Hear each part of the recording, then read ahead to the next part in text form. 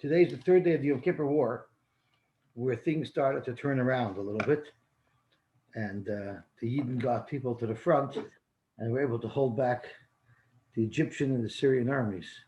But at the end of the day, they lost 2,565 soldiers. It was a very devastating day. Not to mention the Today's wounded. That's right. And there's still today hundreds and hundreds of widows and parents still alive who lost children. And there's, believe it or not, there's still 19 soldiers that they never found out what happened to them, which must be excruciating for the family. The other thing is today is Yom Shlishi Lamila of Avram Avinu. So today is the day that Sarah Imenu got her news from the Malach that she was going to have Yitzchak, and it was a big day of Yeshua for us. That doesn't make sense. Why? Should be about Pesach time, because that's when Scott. Oh, you're right. When they came. They That's came to right. storm. They were eating matzahs. That's correct. According to Chazal, anyway. So let's go back. Let me go back to my website and see where I went wrong. If it loads, that's right. That's a good point. How was a shaykh? It was Pesach time. So let me see what he says over here. Today's Yud Beis Tishrei, right? Is a how? Oh, it's according to the Pirkei of Elazar. So there must be a shaykh of the timing. Yeah. Okay. Today was also the day. Today's the yahrzeit of the day that Columbus discovered America. One of the people on Columbus's voyage was a fellow by the name of Louis Detour, and he was a Marrano, and he was the first white man to set foot in the Western Hemisphere when he landed in the West Indies on Columbus's first voyage. Why did they throw him overboard? They made it to land. The scene is very, very vividly depicted in the Midas Machine, where Shlomi Goldrach, he plays Columbus, and he discovers America. Does everybody remember that scene in the marvelous Midas Machine, where Shlomi Goldrach was Columbus and discovered America? No, doesn't remember. Okay. Sure. It's required. It's Columbus, required. It's a prerequisite to learning Shas. No, to being in the family. When I think of Columbus, I think of Shlomi Goldrach. Okay. Zak the Heilige Mishnah. This is really a chazara of the Mishnah that we learned yesterday. It says, Mishi Yotza Leilach Be'ir Shema Arvim. Someone departed his city to go to a different city where they would normally require an Eruv to get there because there were 4,000 amas between the two cities. So you need to make an Eruv Tchumen in the middle. And he departed to go to the city on Friday. And on the way, his friend said, I don't think you should go. It's too hot there, it's too cold there, it's not a good place to go. And the friend persuaded him to turn back. So the lach is, who mutter leilach? Tomorrow, meaning on Shabbos, it's as if he made an Eruv. And we learned it's like an Anatzahadi that he made an Eruv in the place which is in between the two cities. And therefore, he's allowed to go on Shabbos, he's allowed to make that trek to the next city. But the whole B'nai Ha'ir, anybody else is Asurin because they didn't make such an Eruv. And even if they did, they were considered Ashirim because they were home. Divrei Rabbi Yehuda. That would be the Shita of Rabbi Yehuda. Rav Meir Omer, Kol Shu Yochel Ha'arav V'lo Yir, since he didn't speak it out beferish, we're just assuming that he said it. Harezeh Chamor Gomel, we're not sure what he really meant. Did he want to make an Eruv and be Koine Shvisa at the halfway point between these two cities? Or did he want to remain in the city? We don't say that on Ansahadi. We don't know for sure that he made himself an Erev. So since we don't know if he was Kohen Shvisa in his home, where he was Friday night, or if he was Kohen Shvisa halfway between the two cities, we have to be machmer on both ways, which means he can only go to an area that's common to the tchum of both those places, which basically means he's allowed to travel from his home to the place of the Erev, those 2,000 amas, because no matter where he was Kohen Shvisa, he's allowed to walk in those 2,000 amas.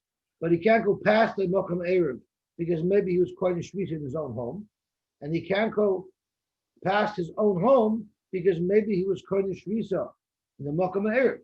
But in the area between his home and the Erev, there he's allowed to walk because no matter where he's Kohen Shvisa, it will be included in that area. Why is it that he is considered as if he has an Erev, according to Rabbi Yehuda, and then the rest of the people in the city, it's not considered as if they have an Erev? He happens to own two homes, one in the city that he's in, and one in the city that he was headed to. And there were 4,000 amas of distance to travel in between two homes. So therefore, he would need an Erev Tchumen in order to go from one home to the next one on Shabbos. So the person himself, the subject of our discussion, Kivan the Nafa Kalei Orcha, since on Friday he had already headed out to go, not to go make a Erev, but actually to go to his second house, so he's called a traveler. Havaleoni. So he is considered a traveler. Since he's a traveler, he could now make an Erev that's up ahead without pass and without being there. Like we discussed, that an Oni has this ability to make an Erev even without being there, even without pass, as long as he can reach there by Shabbos.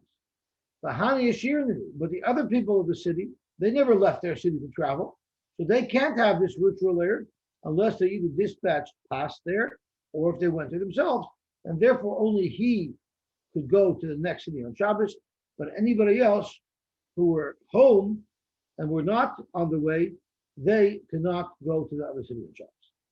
Tanya Namihochi, we learned another brayso that supports this. Misiyesh loy shnei batim uveineim shnei tchumei Shabbos. Exactly our case. Kivan shehichzik v'derech. Once he already departed, the focus is on the fact that he had already departed. Tona Erev will be called the Erev. Divrei Rabbi Yehuda, that is the Rabbi Yehuda of our Mishnah. And now here where it gets interesting. Yeser al Kain Amar Rabbi Yosy bar Yehuda. Rabbi Yosy bar Yehuda, the son of Rabbi Yehuda, said even a greater kula, even a greater chiddush than his father.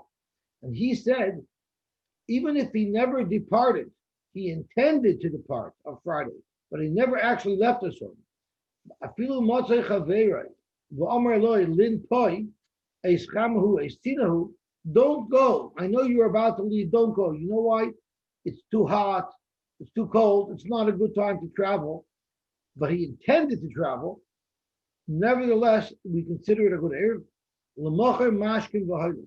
The next day he's allowed to go, meaning we consider him as if he departed.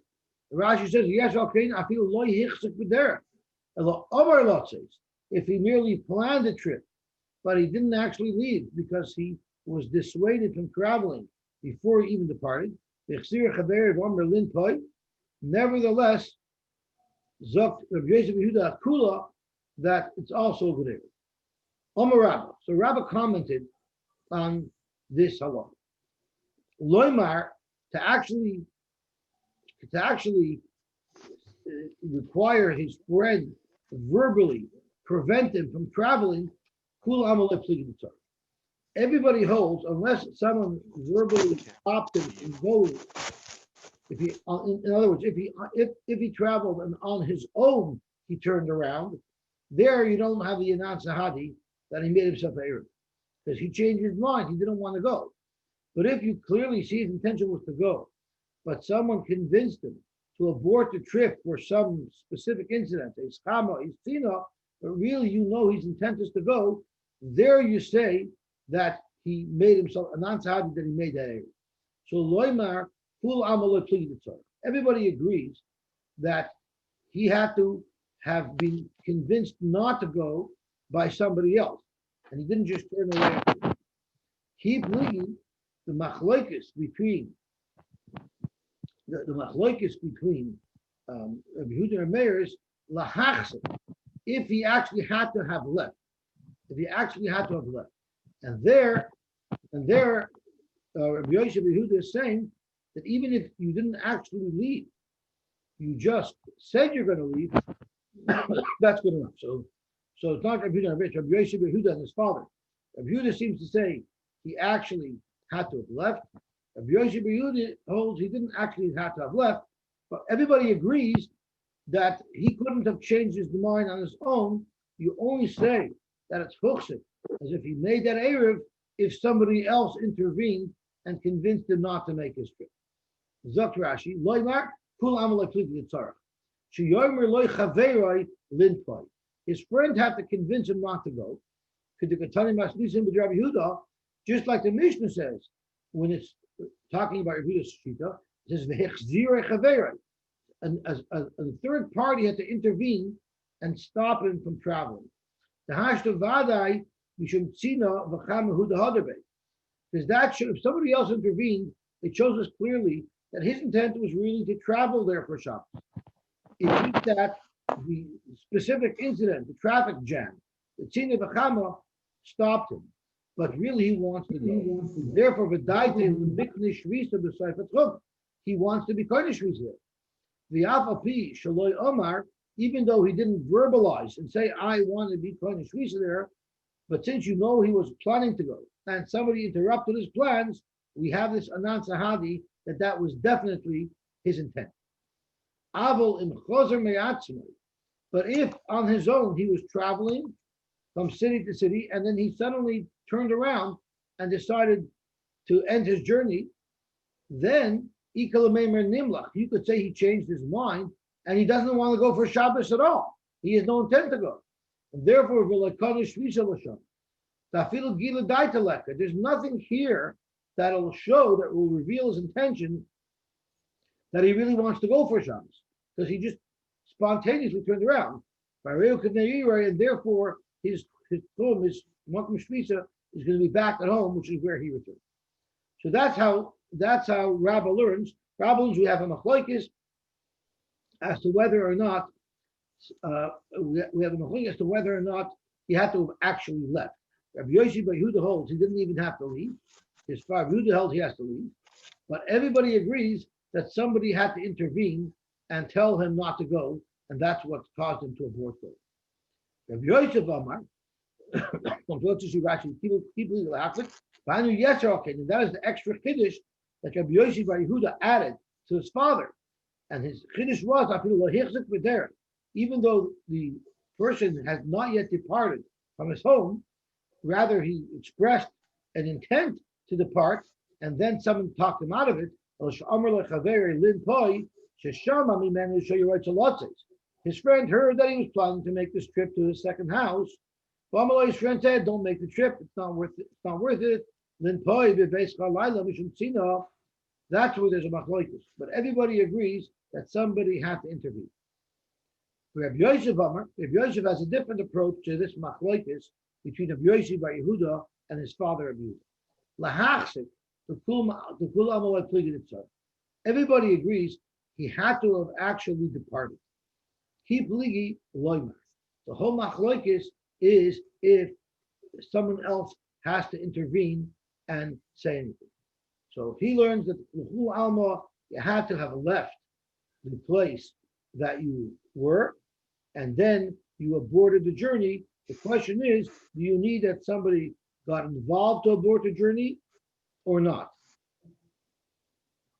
And the way he'll learn the Mishnah of the Hechzir Chaveroi is not that he intervened and said something. It just means that he came back, but he actually didn't say anything, because it doesn't say anything. When it says Hechzir Chaveroi, the Mishnah doesn't say beferish what his friend said, if his friend said anything. But Rabbi Yosy bar Yehuda sticks in Lin Poi Eis Chamahu. His friend actually verbalized them. So the way Rabbi Yosef is learning is everybody holds you had to have departed. There's a machlokes as to whether or not someone had to verbally talk you out of travel. Zok the Gemara, Tamam Azla Ha the Amar Ula. The following halacha that we're going to quote of Ula's name, according to who is it consistent? And this is what he said. Misha Hichsik B'der. Someone had already left. V'Hichzirei Chaverei, and his friend convinced him to turn around. Hareu Muchser u'Muchser. We consider it like he's back where he well, Rashi's Muchser means mashma, so like shvisa plow. He's Muchser meaning he's turned back, meaning he's in the middle of nowhere, and Muchser means he's kaina. So that's a little bit contradictory with each other. It can't be both. Frag the Gemara, Muchser, lama Muchser. If he's considered unsettled, how could you describe him as Muchser? The Muchser, and if you describe him as settled, lama Muchser, how could you describe him as unsettled? So what Ula must have meant was, Hachik Amar, Afa Pisha Muchser, even though he's sort of without place, Muchser, we still consider him that he was koine, that he was koine and that he's Muchser in his place. So what does that mean? Come on, who would that be consistent with? Rabbi Yosef, Aliba, Rabbi Yosef by Yehuda. So Rabbi Yosef held that lahachzik the kula amalai pligi tzara, meaning you for sure had to have left, and that's what Ula said. Misha hichzik there, he had already left, and Aliba Rabbi Yosef by Yehuda that you needed that someone said lin poi. So dafka, if someone said lin poi, do you say that it's an eruv? That he has that eruv so that he can travel there the next day. But if his friend didn't say linpoi, like in this case, it doesn't say in Ula's case that his friend said linpoi. Therefore, we say muksuk muksuk, meaning he's muksuk back at home. His eruv up front doesn't work. He's considered that he's remaining at home, and therefore he would not be able to go to this city for Shabbos. That's Rabbi Yosef, Rabbi Yosef Yehuda. Rabbi Yehuda bar Ishtasa. Rabbi Yehuda, son of Ishtasa, I see lay Kalkola the Peri Rav Nosson bar Oshia. Erev Shabbos, he brought a gift to Rav Nosson bar Oshia, and he brought him a basket of pears. He brought him Shalach Manos Erev Shabbos. And then he said Good Shabbos, and he was about to leave to go back to his city. He have also, when he turned to leave, Shafke, Rav Nosson bar Oshia let him begin his journey home. At the Nachas Darga, so he got to the bottom of the stairs, meaning he physically left. Rashi says, "My love in Akevesh, so you're yored min aliyah, the havel hichsuk there." He waited till he got down to the bottom of the stairs or the bottom of the ramp, and then he was off already on the sidewalk. So that means he had already departed from his home. And after he already departed from his home, Rav Nosson bar Oshia told him, Amar lei, he said, my dear friend Rabbi Yehuda, Bayasacha, spend the night over here. Don't schlep back to your city Friday night. Spend the night here. And the next morning, he let him go back. Meaning, he considered it as if there was an eruv placed. So what happened over here? He left, and his friend told him not to go. Taman Zak Gemara to Rabbi Yosef, leave it to Rabbi Yosef Yehuda. Are you going to suggest that it's going according to Rabbi Yosef, leave it to Rabbi Yosef Yehuda, that you both had to have left, and you need somebody specifically to say lin poi, so there was an argument articulated by the person who stopped, who prevented you from leaving? So from Merloi, maybe it's going to Rabbi Leave Rabbi Yehuda. What does Rabbi say in the name of Rabbi Yehuda? Rabbi learned that everybody agrees that you needed an intervention, and the whole question is if you have to leave yet. And we know that Rabbi Yehuda, according to Rabbi Yehuda learned you had to have left. So you don't have a right that it's Rabbi Yosef according to Rabbi Yehuda. Maybe he holds like Rabbi, but leave Rabbi Yehuda, where you also need both. Because clearly, in this case, you saw that Rabbi Moshe held you need both. A, he held that the person had to have already left, and B, you need that there had to have been someone who intervened verbally and say, don't go, stay here. Zok to the more weiter. And Meir Eimer kol sheyochel la'aretz. So let's look back at what the mayor said. The mayor said, kol sheyochel la'aretz. Well, Eruv, since he didn't specifically say, I want my Eruv in that location, smack in between my two homes so that I can go there on Shabbos, we don't know. We're not sure. We have a suffix where he was koine shvisa, and therefore he's chamor gamo. He's being pulled in two directions, and he's limited to the area that would have been included in both tchumen, no matter where he would have been koine shvisa, and therefore he only has those 2,000 amas in between his home and the virtual erev tchumen. So zok the halacha gemara.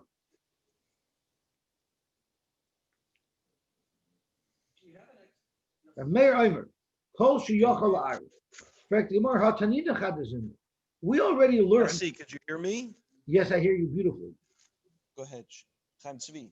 I don't remember that. I don't remember that Gemara. I must have missed it. You know the reason why. Although we don't get to see the Olim sitting in shul, we just see the Aron Kodesh. Now we get to see Akiva. And we can't hear. Can you hear me? Who are you shouting on? Was that Chaim Tzvi? Yes. Oh, He's asking you a question. He's Oh, I too can't far hear. from the mic, Akiva. Okay, hold on. Okay, go ahead. No, it won't. It's not going to pick it up. Go ahead. Go ahead. Ask now. I'm just wondering if there was an explanation why we had a donkey driver and a camel driver rather than two donkey drivers. you mean for Chamor Gomel? Yeah, I missed that Gemara. If I remember correctly, when we learned the first case of Chamor Gomel, and I hope I'm remembering this accurately, that normally when you lead a camel, you lead it from the front, and when you lead a donkey, you're standing behind it. So because of that, if you're a donkey driver and a camel driver, you're being pulled in two different directions. It was something to that effect. I think it may have been the other way around, no? Oh, so you lead a camel from behind and a donkey from the No, front? you were right, Yossi. Is he right? Yep. Okay. So it Uh, means what- you have two different directions. You're dealing with two different directions at the same time. In English, it's called spread eagle, because you're being pulled in both directions. That was one of the punishments some of the brutal regimes used to do. They used to tie a guy's right leg to one horse and his left leg to another horse, and then he would make them run. If I'm not mistaken, that was one of the punishments that Muhammad and his henchmen would inflict on their enemies. But in Eruvin terms, it's much more tame. It's just chamor gamo. Okay, let's see the Gemara back there. Shkoyach for bringing that up because I never had 100% clarity, because I still don't have 100% clarity. Because even though you lead a gamo from the front and a chamor from the back, they're not pulling you in two different directions. And They're that, still both going forward. right, and that's the point, No, Yossi. the It's not point that of they're the pulling Gemara in two was- directions. The point of the Gemara was that you're in the middle. You're stuck in the middle.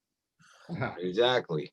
So If not you really- have a donkey and a camel that needs to go someplace, you're going to be in the middle of them. So it's a manageable situation, but it limits your movement. Correct. It doesn't rip you apart. Okay. Shkoyach. So that makes it even clearer.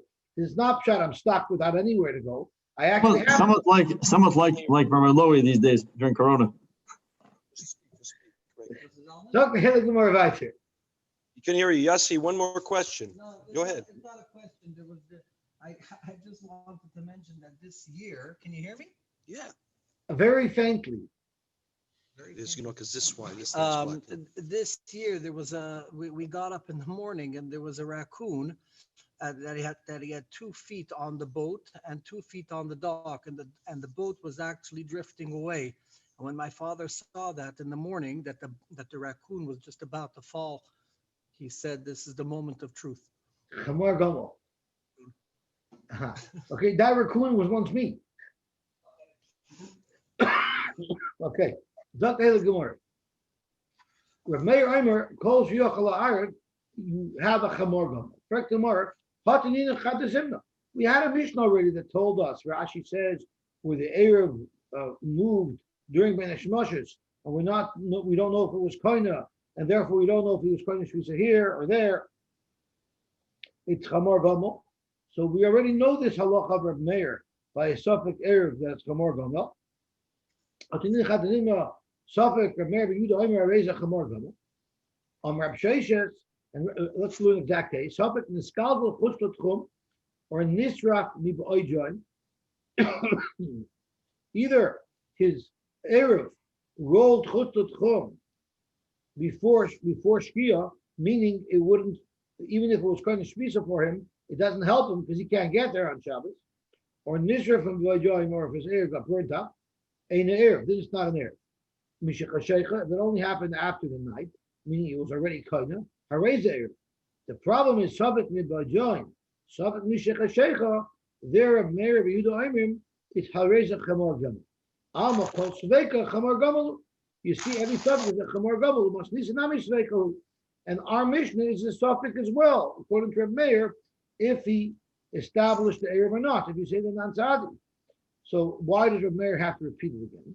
Our Reb says, loy tema time of Reb Meir is suffix Erev, suffix loy Erev, who dav a chamar gamel. Don't, the chiddush of our Mishnah is don't say dafke if it's a suffix if he made an Erev or not. Only there, you say chamar gamel. Aval vade loy Erev.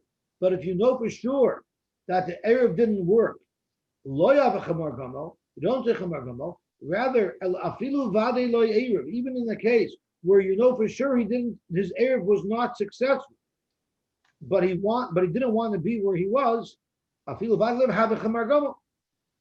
The hacha vade lo Erev, our marriage we learn over here for sure didn't make an Erev, but have a chamar gamel. So Zak Rashi lo tema hasam who the suffix Erev the kanasham shvisa. The suffix lo Erev the kind of bevesai, who to have a chamor gamel. Don't only say if it's a suffix, if he was koine shvisa in place A or place B, that's when you say chamor gamel. But what if he for sure didn't make a going chayzer zeh shahoyeloi la'arav b'pas shekarav levesei. Rav Meir is going to learn that he had a chiyuv to make an erev with pas. So Rav Meir would learn. So it's telling us a little bit of a chiddush of Meir that it's not a suffix. Even if his intent was bidavka to be koine shvisa in between the two cities, but he wasn't successful because Rav Meir holds that this fellow is not considered an oni, that he's in the middle of traveling. Since he's close to home, we still consider him an oisher.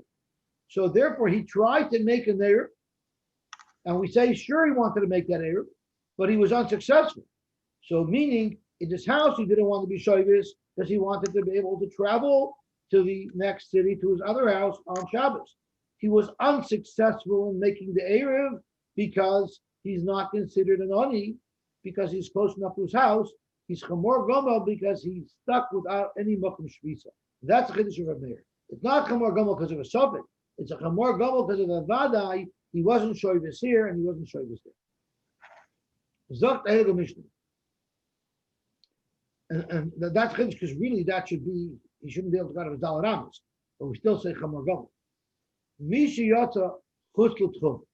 If someone left the Tchum, Afilu Ama Achas, even if he left the Tchum by one Ama, Lo Yikanis. He's not allowed to go back into the city. He's out of luck. Misha Yata Chutz L'Tchum B'mezit, Dr. Rashi, Umidah Shelo L'Shemitzvah. He knowingly left the Tchum, knowing that he's going to be stuck. He still cannot go back into the city. Rabbi Elazar Omer, and this is Rabbi Elazar we learned, who holds that he has Dalet Amis, which is 2 Amis in either direction. Rabbi Elazar Omer Shtayim Yikanis, if he's only out of the Tchum by 2 Amis, it's within his personal space, and he can come back in. But Shalosh Lo Yikanis, once he's 3 Amis out, he cannot come back anymore. Shtayim Yikanis, Mishum have lost Tchumen, Kidamrin B'Pirkin, Rabbi Eliezer Tamei D'Amar V'Hu B'Emtzah. He gets a radius of 2 Amis, that's his personal space. So if he's within 2 Amis of the border of his Tchum, part of his personal space overlaps the area that's in his Tchum, and therefore he's allowed to go back over. Omar Chanina. Now we're going to start splitting hairs. Ragloi Achas B'Soich HaTchum. What if he had 1 foot in the Tchum? Ragloi Achas Chutz L'Tchum. And he had the other foot was out of the Tchum. Then Lo Yichanas.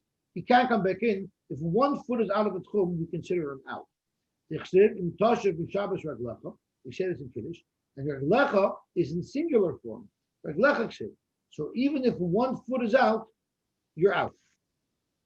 In fact, the You Gemara. obviously didn't play football. Oh, in football, how does it work? 1 foot in, you're good. Oh, it doesn't matter. Oh, if is it you 2, like- Akiva? I forget already.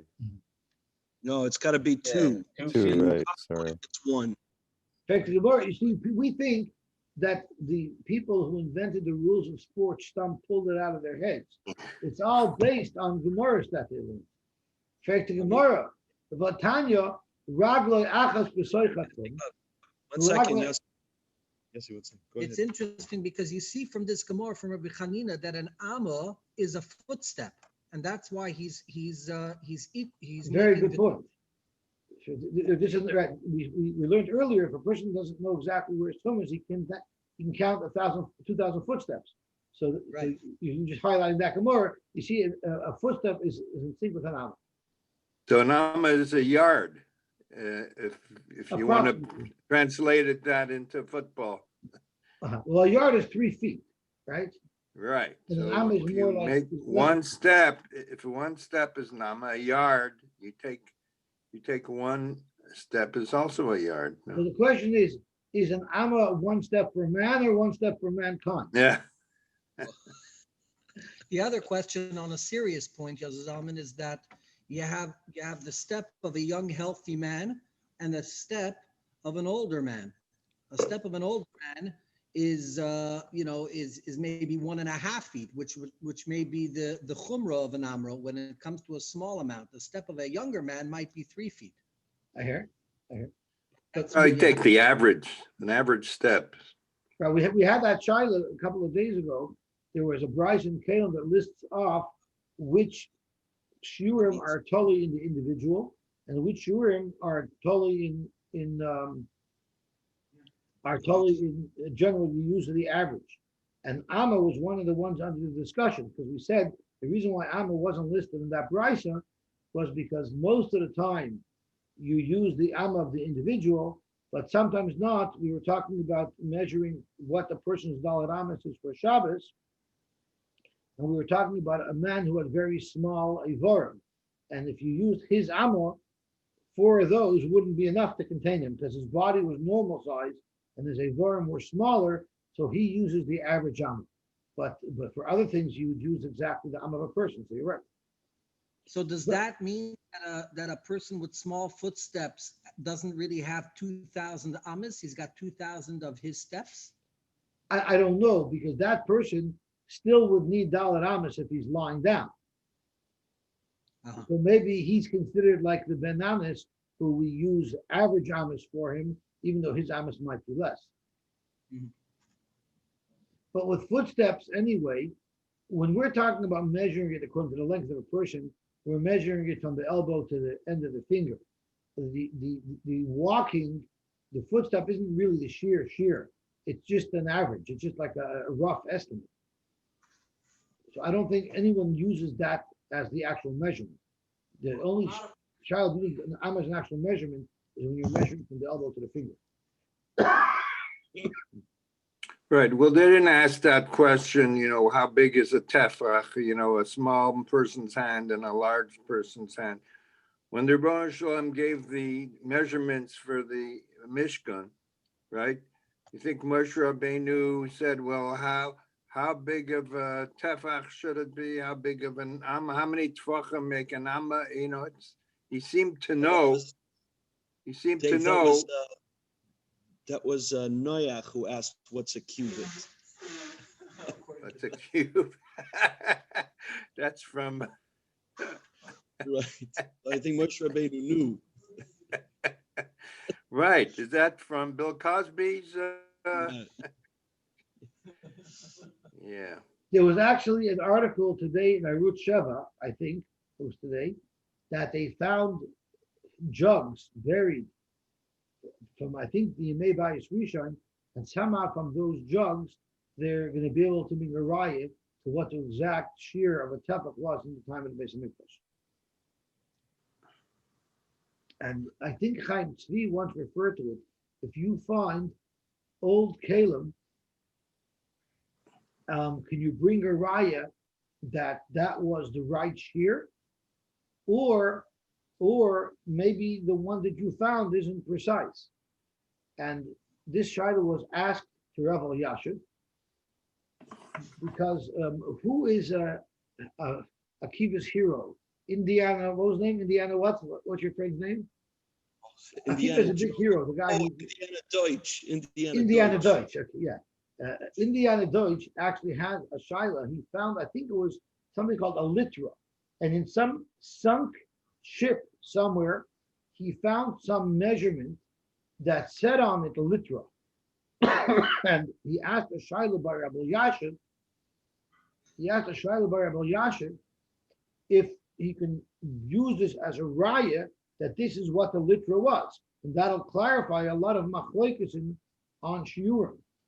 And or maybe just because someone wrote litra somewhere, maybe this isn't really what the litra is. Maybe someone wrote litra on the keli that wasn't actual litra. Or can I assume I found that it's ancient and it said litra on it, that's a raya, that's what the litra is. So Rabbi Yosef brought him a raya that you could rely on it. And how did he bring a raya that you can rely on it? It's a discussion we once had. David Zolti asked, how is it possible that we have a machlokes if we should use, if Rabbeinu Tam's tefillin is right or Rashi's tefillin is right? I mean, we've been wearing tefillin since the beginning of times. How is it that we forgot? I think we had that discussion once. And Yeah, we did. And my cousin Yosy told me that it's muchach from the early Rishonim that there was a period of time where, for a couple of 100 years, where it was the Yidden outlawed to wear tefillin because they held that we couldn't keep our body nucky enough to wear tefillin. There was actually a period of time, an extended period of time, where people did not wear tefillin, and that's why it became forgotten exactly what are in the parashas of tefillin. And what happened was, in the days of the Achronim, the early Achronim, someone had unearthed an ancient pair of tefillin, and I believe it was like Rashi, and they went over to, I don't remember who the Achron was, which Tshuva Sefer it's in, and they asked, can we have proof from here that this is Rashi's tefillin, that Rashi Shita is Oiskalton, because we found an old ancient pair of tefillin that in fact followed how Rashi sets up the film. And this early Achron Paskin you could. So Rabbi Yashiv asked, that film was good. Maybe that was possible film. How do you know that you can rely on it? For the fact that the Achron felt that if you unearth an ancient pair of film, you can rely on it as a riot, that's how it was. So too, when you found this litra in this shipwreck, you can assume that it was accurate. So when they find old artifacts, you can actually rely on them as to what the actual shurim are, which is pretty fascinating. Why do we put on? I'd like to. Yeah. That's it. I'd like to know if Rashi also wore Rabbeinu Tam's, if he was like Rumak and. Most of them. Why do we wear Rabbeinu Tam? Well, the question is if Rabbeinu Tam wore Rashi's. That's my next question. Yeah, he probably found Rashi's tefillin. That was probably the answer. I mean, Rashi's tefillin himself. No, this shaila, I'm wrong. It wasn't that from this shaila occurred. Long before. So why do we wear Rabbeinu Tam? Was only after it had already been. So then if that's a raya, why does anyone wear Rabbeinu Tam? Well, I don't understand. If I remember correctly, the tefillin were from the tombs of Bar Kochba, the tunnels of Bar Kochba that they found. Really? That's really ancient. Wow. Yeah, Dovi, the reason why people wear Rabbeinu Tam is what they didn't tell you is they found it in a big, nice hide baitel, and it said Rashi on it. So they knew, there must have been Rabbeinu Tam. Okay. Talk the hell Gemara weiter. So, Omer Abchina, Akas, Ragla Achim B'Sekhet Chum, Ragla Schut Chum, Lo Yikonis T'Chsiv, In Tashu B'Shabbos Raglecha, Loshin Yochid, Raglecha Chsiv.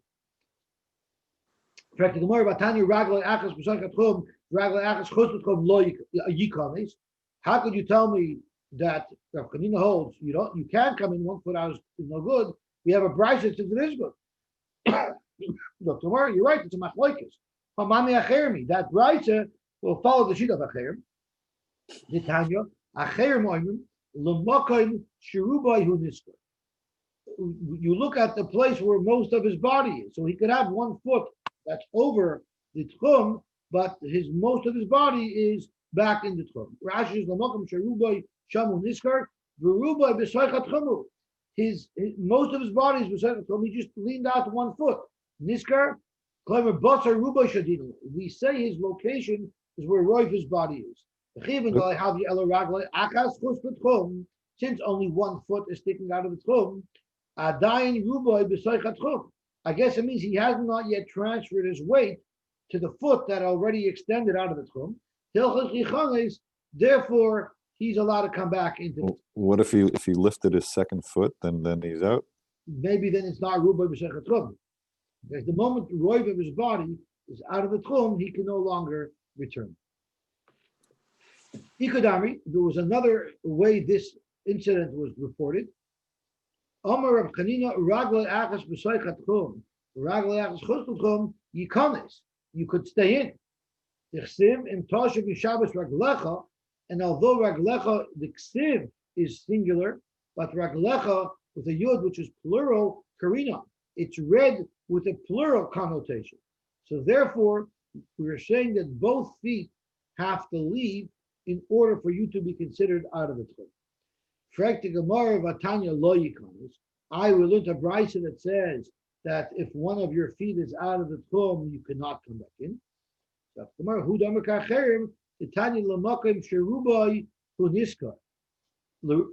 it's exactly the opposite. According to Acherim, if you have 1 foot out, but most of your body is on the other side, then it's going to be usher for you to come back in. So I'm not clear. It sounds almost like the machlokes is, everybody agrees if roiv of your body is out, it's a problem. If meat of your body is out, then there's a shaila. Acherim holds, if only meat of your body is out, you're going to be considered inside the tchum. And the Shita who learned that raglei achas is a problem, would mean raglei achas is a problem even if roiv the body is not.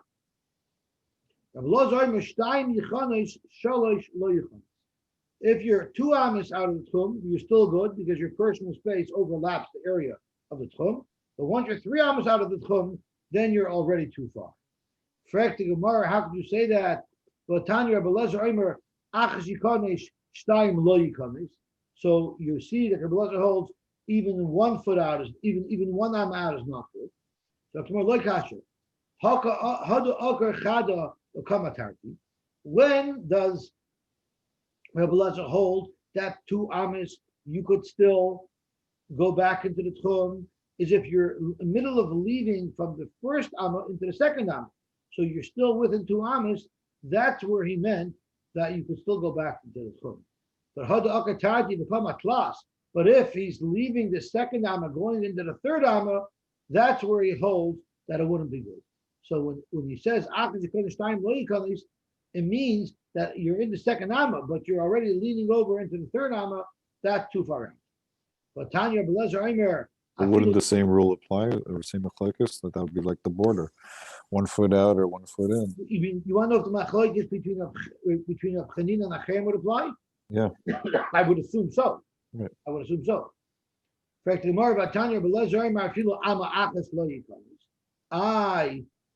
Elazar said even 1 amma past you shouldn't go in. So that's clearly a stira. Here Rabbi Elazar holds you have 2 ammas, and somewhere else you said you only have 1 amma. So in our mission, we're discussing somebody left his tchum. His tchum was demarcated. He knows he can't go past this line. If he left that line, he could be up to 2 amas out and still return. However, what happens when someone set up his Eruv? And now he's measuring his perimeter. He wants to mark off his perimeter before Shabbos. Many, in many bungalow colonies, or even I believe in camps, they actually have a little sign where the tchum is. They actually measure where the tchum is, so people going for walks will know how far they can walk. So when you're measuring the distance of the tchum, there Rabbi Elazar holds you shouldn't leave any wiggle room. It should be precise. You give him exactly 2,000 amas. So if you set up an Eruv somewhere, you have exactly 2,000 amas. and not a millimeter more. Afilu soif midasai kala b'ma'or. Even if the 2,000 amma range that you have because you set up a nair ends in the middle of a cave, we don't say that once you're in the cave, you can already be in the entire cave. Rather, your 2,000 amma stops where it stops. Even in the middle of a cave, you'd have to stop and you couldn't go further. And we actually had shilas about this. If you're in a ma'ara or in some enclosed area, are you allowed to throw a chayfetz from in the tchum to out of the tchum? Since from a carrying perspective, you're surrounded. And the Gemara said, the Gemara had a shilah there if you're allowed to do it, because maybe you'll be geyser that you'll go out of the tchum and you'll try to retrieve whatever you threw. I remember that sugya. And the Gemara then said it depends in which direction you're throwing it. If you're throwing it towards the outside, then we're afraid you're going to go retrieve it. But if you're pulling something in, then there wouldn't be a problem because we're not choshed that you're going to walk past the area that you're allowed to walk in. So, Yosy, question from the, So this is the Rabbi Eliezer from the Brisa right now. So what was the Rabbi Eliezer from our Mishnah? The Rabbi of our Mishnah is speaking as if you were in a tchum and and you moved out and you overstepped your tchum. But you got to measure. You measured before Shabbos and you put the line exactly where it was supposed to be. And the Brisa is not when you measure before Shabbos. I don't follow. The Brisa is talking about when you measure, where should you put the line? Put the line exactly at the 2,000 amma line. The Mishnah is, now Shabbos is here, you marked it off before Shabbos, and you crossed the line. Even if you cross the line, as long as you're within 2,000 ammas of where you crossed, you can still come back in. And in the Brisa? In the Brisa is not discussing what happens if you cross the line. The Brisa is discussing where you're supposed to make the line. Okay. But Avada, in the Brisa, even if your 2,000 ammas ended in the middle of a ma'ira, if you were two ammas out of that, yes, you can still go back in. It just, the Brisa is discussing, we're talking to the fellow who's doing the measurements. So we're telling him, mark it exactly where it needs to be. Now, if a person on Shabbos walked over that line and he asks us a shayla, we'll say, if you're within 2 ammas of that line, you can come back in. So I don't think it's a machlokes. They're just discussing two different issues.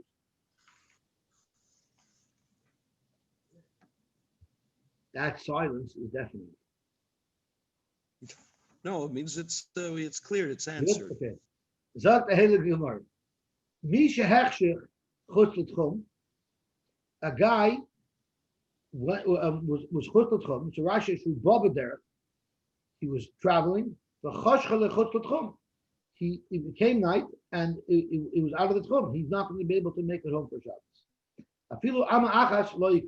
So in most cities, they had someone mark off where the tchum was, and he's coming home for Shabbos.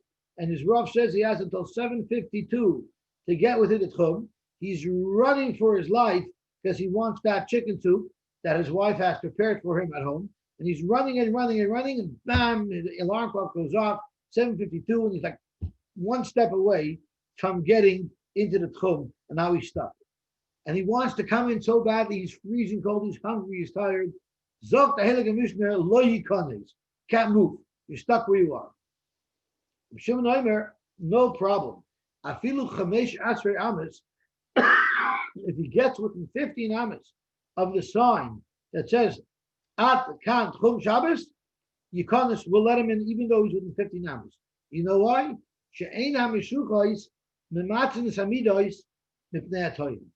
Because when they actually make those signs, they purposely make them about 15 hours closer to the city so that people who are confused will still be okay. So there's always that little bit of wiggle room. But don't spread the word because then it's going to mess it up. So please, try to keep this Mishnah under covers, because if you tell everybody, so then you're going to lose that advantage.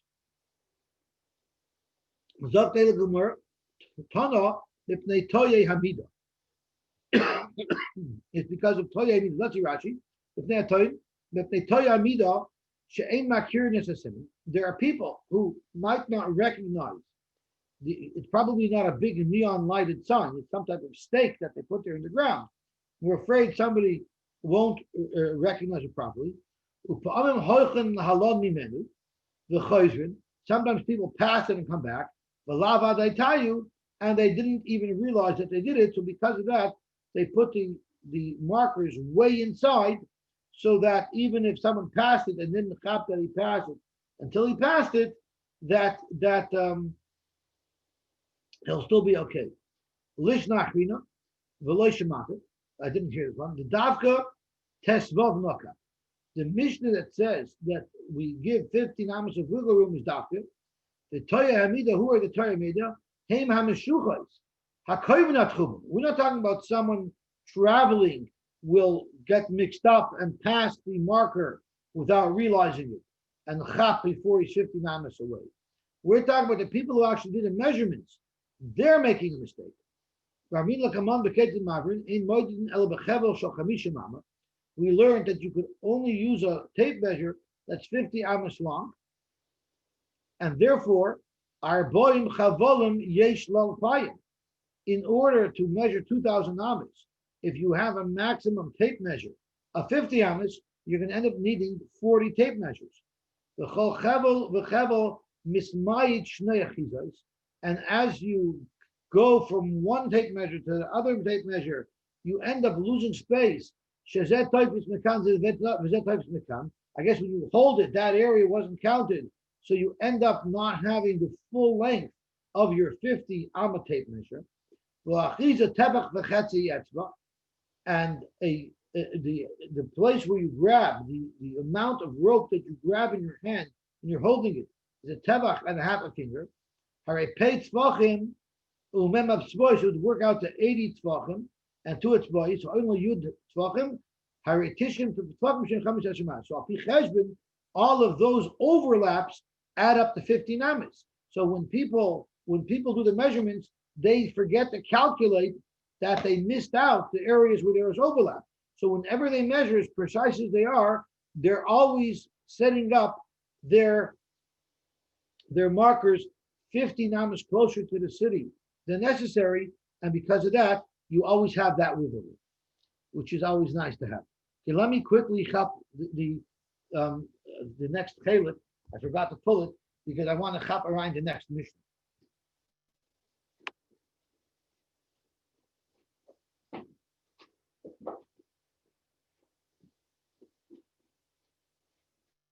You can say Hadron Allah. You get Hadron Allah Misha Tziyu, Hadron Allah Misha Tziyu, Hadron Allah Misha Tziyu, Hadron Allah Chelik Aleph, the Eruvin of the Arshko. Okay, let's start the next mission quickly, and then we'll stop because we're running a little bit late. We shall be zeichel to finish it again. The first Chelik of Arts in 7.5 years. Say that again. So we should all be zeichel in good health as a group to finish the Chelik of Art Scroll or wherever we're up to in the Gemara in 7.5 years again. Oh man, that's a beautiful brother. Thank you. When we're measuring out the perimeter of the cities for their Erev, how exactly do we do it? Zok Gemara, what does Ma'abrin mean? The Parish Gemara Lashon Isha Obra, a woman that's pregnant. The Tana Kamon, the pregnant part of the ear, which means the overload, the overflow of the ear. Alma Yesh Ibur ear. You see, there's also overflow to an ear. I believe they call that urban sprawl. So Zok Gemara, Ketan Ma'abrin Arim, Bais Nichnes, Bais Yotze. Not all the houses are lined up in a perfect line. Some houses stick out a little bit, and some houses don't stick out a little bit. So you don't have a flat line to measure from. Or pogam nichnas, pogam yoytze. Pogam, I believe, is some fence or some type of barrier. Let me see what it says over here.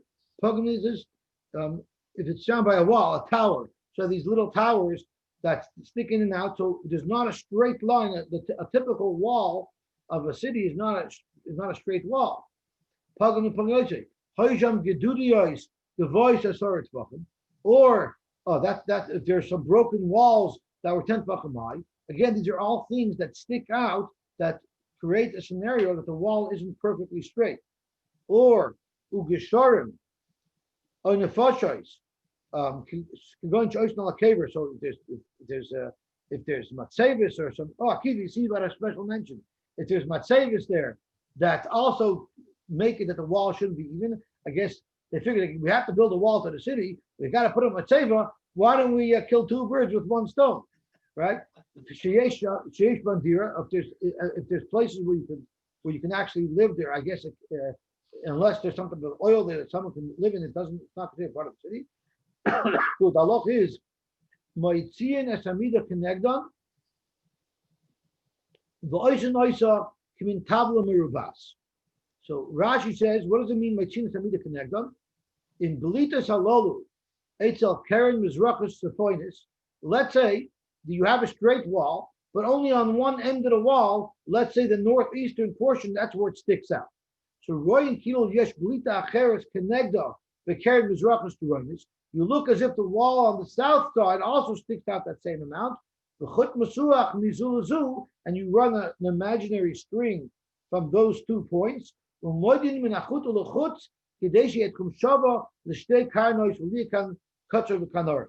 it's really giving you the benefit that you take the point of let's say the eastern wall, any part of the eastern wall, you take the part that sticks out the furthest.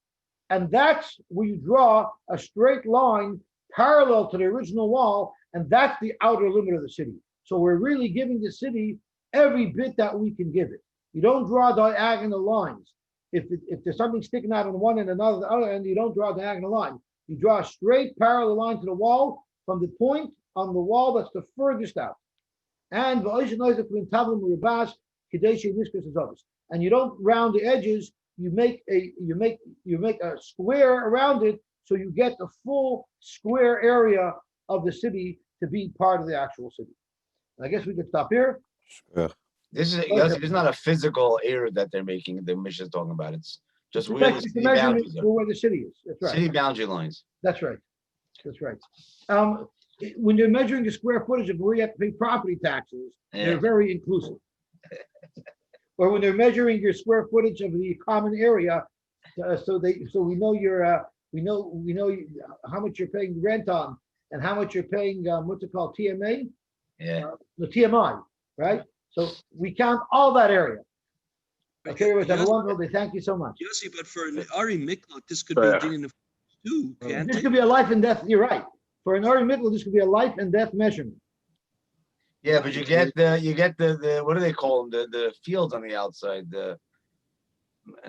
What's the word? The Migrashei Ha'arim. Migrashei Ha'arim. Yeah, like we learned yesterday. Yeah. Akiva, if you charge for your sukkahs by a square foot, even if there's a rounded edge, you get the carry for the full square footage. 100%. Okay, have a good day. Goyach. Have a good day.